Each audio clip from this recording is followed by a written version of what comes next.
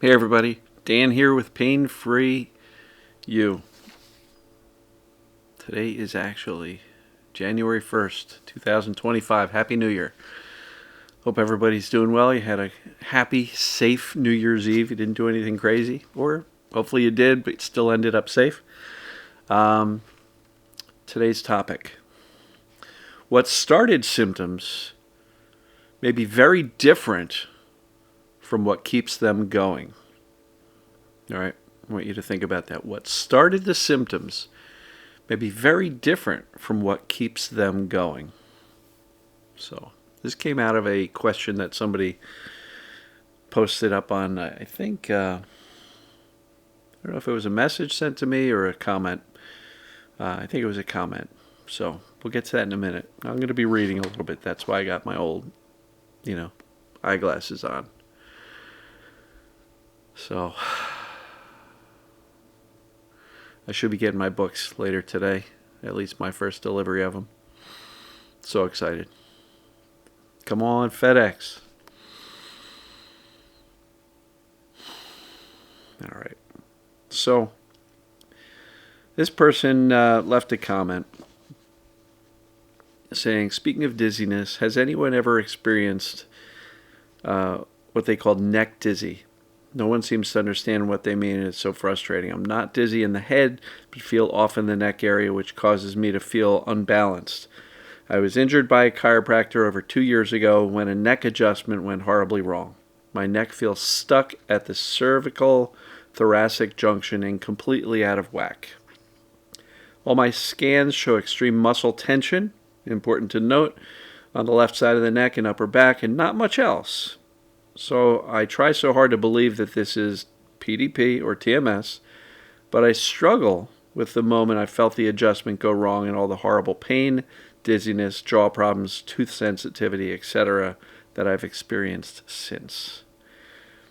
Since September, when I found Dan's videos, I've taken all the assessments, listened to hundreds of his videos, but I always have a nagging feeling that the doctors have missed something, because they admit that they don't know what the chiropractor did, so how can you be sure it's TMS or perceived danger pain? I did score a 44 out of 50 on the test, so I should have no doubt that it's TMS PDP, but it's so hard. Thank you for letting me ramble on. It's really great to be part of a group that understands. So there's a lot of learning opportunities in this question. And the main topic is what started the symptoms may have nothing to do with what keeps them going.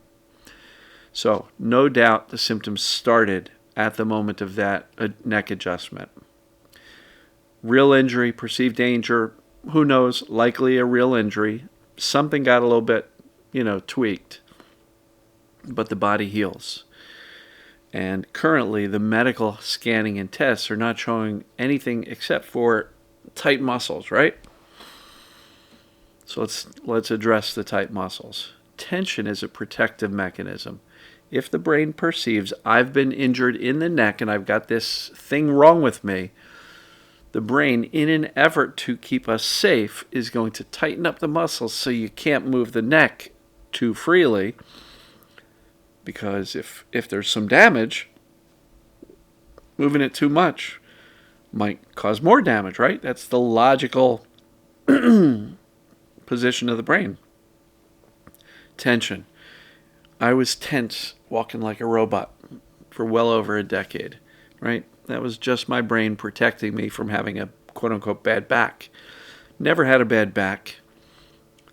I feel great now at 59 when I didn't in my 30s and 40s, so it was never the back. But the tension was there. I was stiff as a board, right? So muscle tension is not a cause of the problems. It's a result of a brain perceiving danger, I believe. The body heals. So even if there was a legitimate injury at the time, it wasn't so catastrophic that they're still seeing it on the scans, right? They're not saying, yeah, you completely blow out a disc and it's doing X, Y, and Z. They're saying we don't see anything. So for a person, a medical doctor to say, Well, we don't know what the chiropractor did, so how can we be sure it's TMS? Well, we can because of the assessments. The symptoms are behaving like TMS, perceived danger pain. They're not behaving like a structurally caused problem or injury. And if it was truly an injury, how come it hasn't healed? So to the topic of the video, what caused the symptoms may have nothing to do with why they continue. And when we look at the whole thing under the umbrella of perceived danger pain, yes, manipulation may have caused an injury. The brain perceived a problem legitimately from the adjustment and created symptoms to warn this person against what happened during the adjustment. But like always, the body heals. The belief that the brain has, consciously, subconsciously, the reluctance to trust that the body has healed because you still have symptoms, is part of the dilemma, right? I still have symptoms, so there must be something wrong. But perceived danger currently is likely the cause why the symptoms persist, right? The injury from the original event likely healed a long time ago. It wasn't so catastrophic that it's still showing up in any medical way whatsoever, aside from symptoms. So I'll call that, whether it be a true injury or a scare event, that was what kicked things off. But that event, that adjustment, is not likely why this person is still experiencing symptoms. They're still experiencing symptoms because of the decision that says the doctors have missed something, and I can't let go of the adjustment and what happened then. But for this person, I really, really, really want to stress to you that yes, the adjustment is what kicked things off. But 2 years later, with no medical evaluation that says, yep, there's the medical problem, tight muscles are not enough to create this set of symptoms. And even the tight muscles are a symptom, they're not a cause. So 2 years later, what is perhaps continuing the symptoms is the brain's perception of danger, perception of I've been damaged and I didn't heal. But again, in all of medicine, the body knows how to heal. As a matter of fact, kind of crazy story. I know somebody whose husband just went in for valve replacement surgery. Open heart. Crack the sternum, pry him open. 4 days later, they send him home from the hospital. Stitched him back up, stapled him, whatever it may be.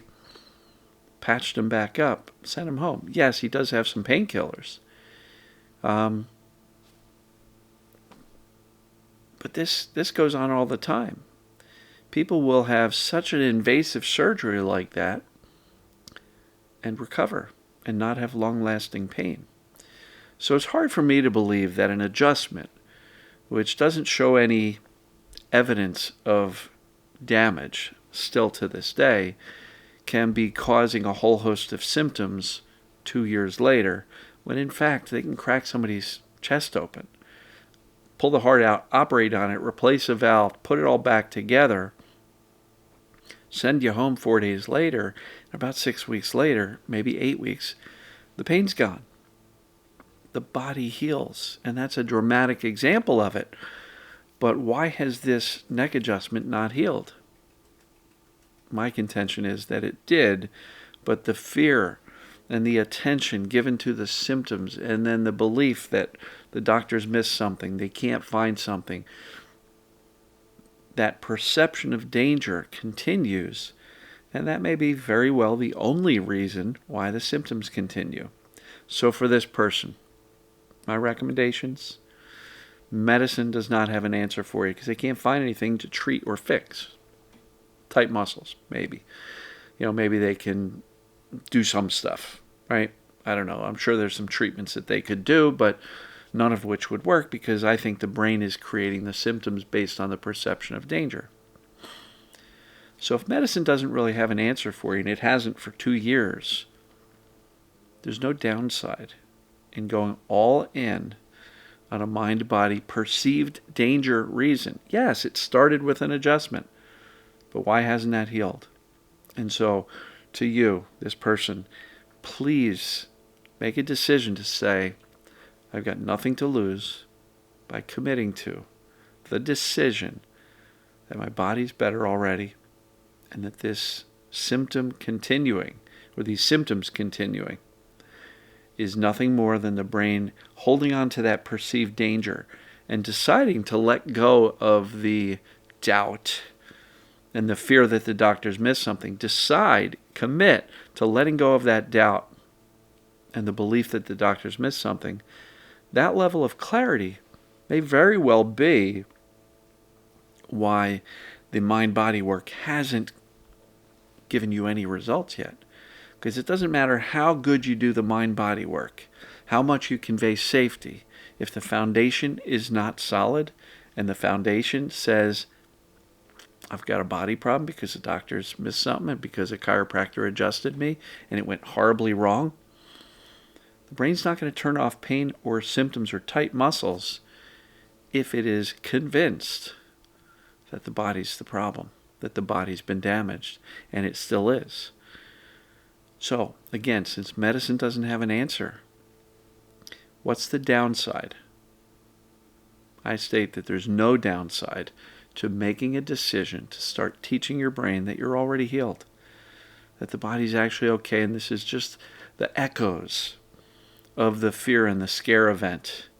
These are the echoes of the brain perceiving danger and just holding on to that doubt. No fault of your own. Certainly, if that happened to me, I would have doubt, right? We would all have doubt, so there's no judgment here. But I'm just suggesting if medicine doesn't have an answer for you, this is likely your answer, but it does require a decision to let go of the doubt, trust that the body has healed. The tight muscles will loosen up once the brain feels safer. I don't think the muscles are the problem. They are the result of a brain perceiving danger, just like the dizziness, the pain, the sensitive teeth, what have you. So I hope that makes sense. A little case study here on the type of questions that I see pretty often. And, as we look at it under the umbrella of perceived danger as the cause of symptoms, including tight muscles, it all makes perfect sense, at least to me. And I hope it does to you and to this person who wrote the question. I hope this lands with you, and I hope you can take this in and start to rethink the benefit of holding on to that doubt. Because I don't think there's a benefit. I think that doubt is actually delaying recovery from the mind-body approach. And they said they've watched, tons of videos. But again, that doubt is likely why the symptoms persist. Symptoms persisting does not mean the body's at fault. Symptoms persisting means the brain still perceives danger. And again, bodies heal. So for whatever happened during that adjustment, my contention is that it's healed, probably long ago. So I hope this makes sense to you. I hope you take this in. Make that decision to let go of the doubt. Commit to teaching your brain that you're already okay physically, and things will settle down when the doubt settles down and the fear settles down. So, welcome to 2025. The book launches in 7 days, January 7th. Yes, if you go to Amazon, it's available pre-order on Kindle only, the digital ebook.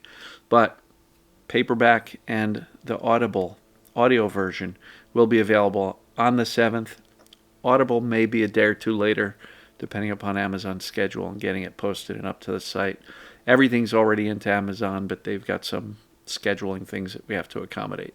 So if the Audible book isn't there on the 7th, sit tight, keep checking. It should show up and be available soon thereafter. But the paperback should be available on the 7th. And I appreciate you if you consider buying the book or sharing the book. And as always, folks, I love you. And we'll We'll see you tomorrow. Take care.